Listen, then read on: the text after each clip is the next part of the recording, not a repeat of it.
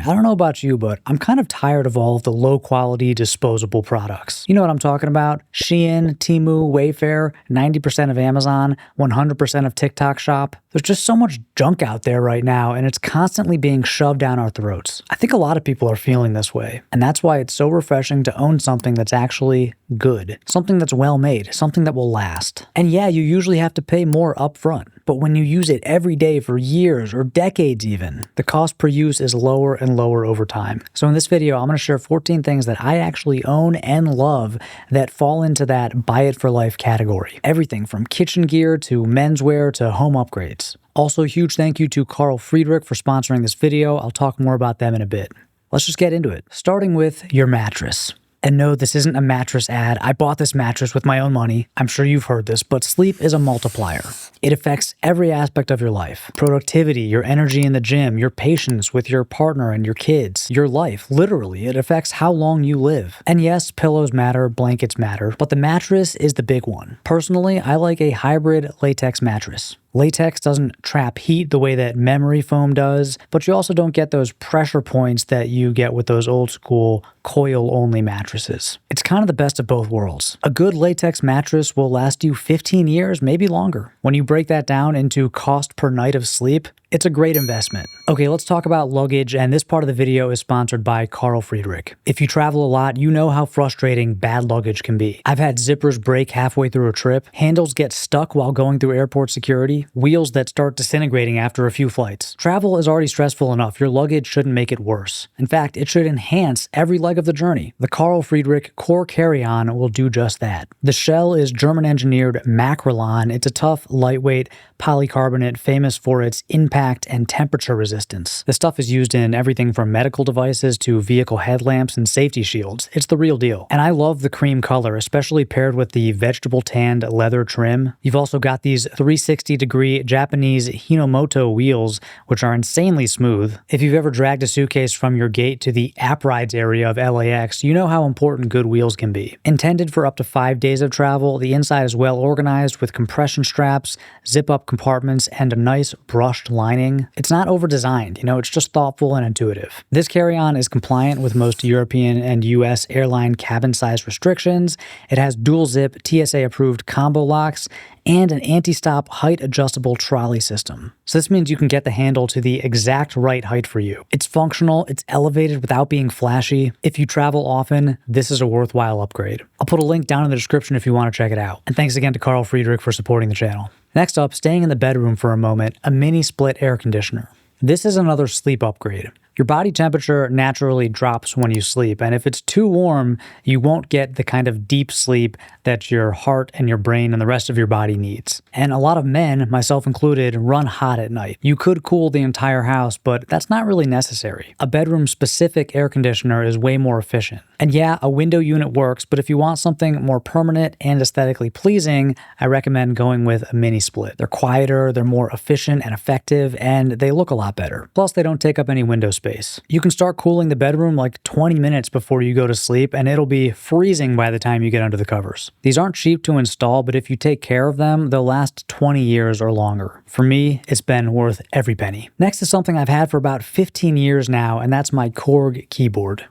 This was one of the first things that I bought when I got my own place after college. I grew up playing piano and making hip-hop beats, and I wanted to keep doing that in my 20s. So I went to Guitar Center and I bought this Korg keyboard. I think it was on sale for about $400. At the time, it felt insanely expensive. Don't get me wrong, that's still a lot of money, but at the time it was like more than I had. It's a really simple keyboard. It's full size, it has weighted keys, built-in speakers, MIDI connection, and it still works perfectly today. I've moved this thing to different cities across the country multiple times. It still works, no issues. It really turned out to be a buy once, cry once purchase.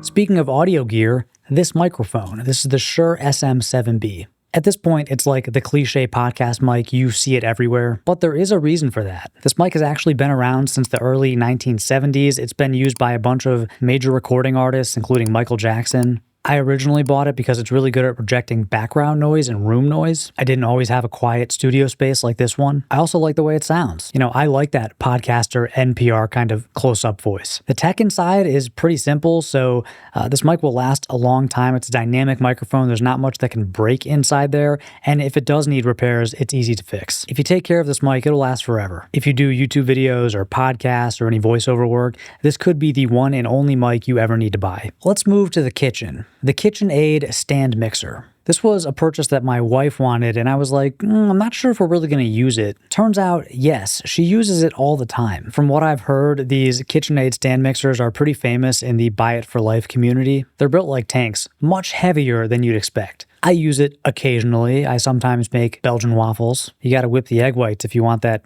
kind of crispy outside and fluffy inside, Honestly, we will probably hand this down to our kids, and they might even hand it to their kids. Another kitchen item, the Emile Henry rectangular baker. This ceramic baker is basically indestructible. It's made in France from burgundy clay, a material that's safe up to 500 degrees and can handle huge temperature swings, like taking it out of the freezer and putting it directly in a hot oven. It's also dishwasher and microwave safe. Ours has this yellow scratch-resistant glaze, but you can get Emile Henry bakers in different shapes, sizes, and colors. You can use it for slow cooking, baking, braising, anything. I'll even just use it as a big serving dish. Like if I'm grilling, I'll just put all the food into the dish and put that on the counter, let people serve themselves. You could buy a cast iron version of one of these bakers, but either way, I recommend going with a reputable brand like Emile Henry or Le Creuset. Is it Le Creuset or Le Creuset?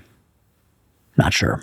These aren't cheap, but you can find them secondhand. Like if you're in a thrift shop and you spot one of these, if it has some cosmetic wear, it still works. Last up in the kitchen, good knives. The mistake people make is buying those 60-piece knife sets that you see at like Target or Walmart. You don't need that many knives. Instead, just get a few high-quality essentials. A chef's knife, a paring knife, and a serrated knife for bread. Maybe a set of steak knives if you grill a lot of steak. Our knives are from Wusthof. They came with a lifetime warranty. We've had them sharpened many times. They still work beautifully. We recently added a set of 4 Wusthof steak knives to the collection, and that's been really nice. Just nice to be able to give someone a good steak knife when you have them over for dinner. But honestly, 2 to 4 good knives is all that most kitchens need. Quality over quantity. Speaking of which, a quality leather wallet. I've owned plenty of wallets that have started falling apart after 1 or 2 years, but a good wallet can last decades. Thing is, it's not just about the leather. For example, this wallet here, it's made from Horween leather, but it started falling apart after a few months of use because of the construction. The edges are just cut and painted. So look for folded and stitched edges. Look for good warranties, lifetime guarantees if possible. For example, this Fort Belvedere card holder and this Popov leather card holder both use excellent materials, but they also use good construction. And the cool thing about wallets that last a long time is they actually kind of change over time. They get better with age. They mold to the way that you carry them, the specific cards that you carry. The leather develops a patina from the oils in your skin and the indigo of your denim. Skip the department store brands. Don't go to Nordstrom Rack and get a Nautica wallet or a Polo wallet. There are so many good small independent makers. I'll list a few of my favorites down below in the description. Next up, my Patagonia Parka. At 5'6", most parkas don't fit me too well, and the main problem is the sleeves are almost always too long. And it's kind of hard to get something like this altered without compromising the weatherproofing. So I actually bought this 3-in-1 Patagonia Parka in a youth size extra large. Go ahead, make your jokes in the comments, I don't care. It's the same as the men's and women's version, except for it's like half the price. You can wear it 3 different ways, just the shell as like a rain jacket, the full parka, or just the puffer jacket. And like all Patagonia gear, even though this one was less expensive, it still comes with their ironclad guarantee lifetime warranty. It's well made, it's very versatile, and it's served me well for years. When it comes to winter jackets, you really do get what you pay for. Another outerwear piece I've had forever is this Banana Republic wool top coat. I bought this almost 15 years ago. I wore it constantly when I lived in Washington, D.C. and was commuting by foot and train. I wore it a lot in New York City where it gets really cold and windy. I've owned other overcoats over the years, but I always come back to this one. The charcoal color goes with everything, and it has this removable inner layer with a standing collar that I really like. It's actually a wool poly blend. It's not 100% wool, but it's held up really well through rain and snow and a lot of daily use. It's just one of those pieces that keeps earning its place in my closet. A simple bracelet. A lot of guys sleep on jewelry. Don't underestimate the power power of a really simple bracelet. For me, it's like a wedding band. I put it on and forget about it. And a simple bracelet made from a precious metal can last your entire life, and then someone else's entire life. It could be a chain or a cuff, silver, gold, platinum, whatever fits your style. The key is to avoid plated steel. The plating always wears off and it just looks kind of cheap. But something like sterling silver or gold can be polished and repaired, reshaped, just brought back to life again and again. For example, I had this silver cuff that I wore every day for many years. It ended up snapping in half, but a local jeweler repaired it no problem. The one I wear most often these days is this 4mm John Hardy chain bracelet. I think it's a box chain. It's durable. It goes with literally any outfit, any watch, any formality, and it kind of flies under the radar. It's just like a simple gold or platinum wedding band. You know, it's something you can just wear every day for decades. Speaking of which, a watch. One that you actually love wearing. This is not about buying a luxury watch or a Swiss watch or even a mechanical watch. The key is buying a watch that you'll actually wear. Even a cheap quartz watch can last many decades with a bit of basic maintenance. But if it just sits in a drawer because you don't actually like wearing it, it doesn't really matter how durable it is. If you're new to watches, start with size. You don't want something too big for your wrist. And if you're not sure how big your wrist is or how big your watch should be, go to watchsizeguide.com and use the free calculator. Most watch enthusiasts that I know tend to trend smaller over time. So they start by wearing bigger watches and then they end up wearing smaller watches.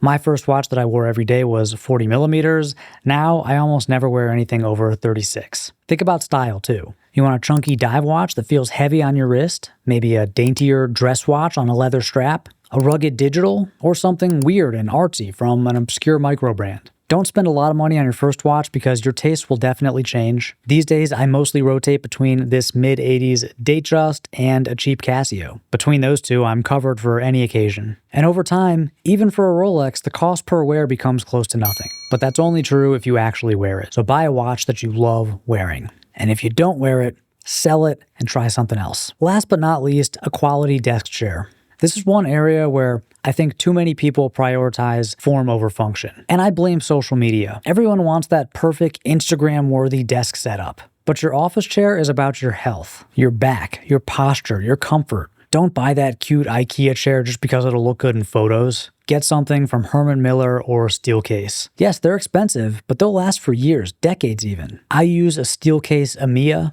It's amazing. I've tried other brands, including a lot of the new direct-to-consumer brands like Branch. They're good, but they're not Steelcase good. The nice thing is if you're looking at Herman Miller or Steelcase, there's a huge secondhand market for these chairs because they last so long. You know, some local company will go out of business and they'll sell all of their office furniture. So you can save some money by going pre-owned. And I feel like this is one of the best examples of the old adage, buy it nice or buy it twice. So those are 14 things that you can buy that will basically last forever. Yes, some of these were expensive up front, but they all turned out to be great purchases. And honestly, there's just something so satisfying about owning something and interacting with something that was built well and that was made with care. Now I'm curious, what is your favorite buy it for life purchase? Something you bought years ago that's still going strong?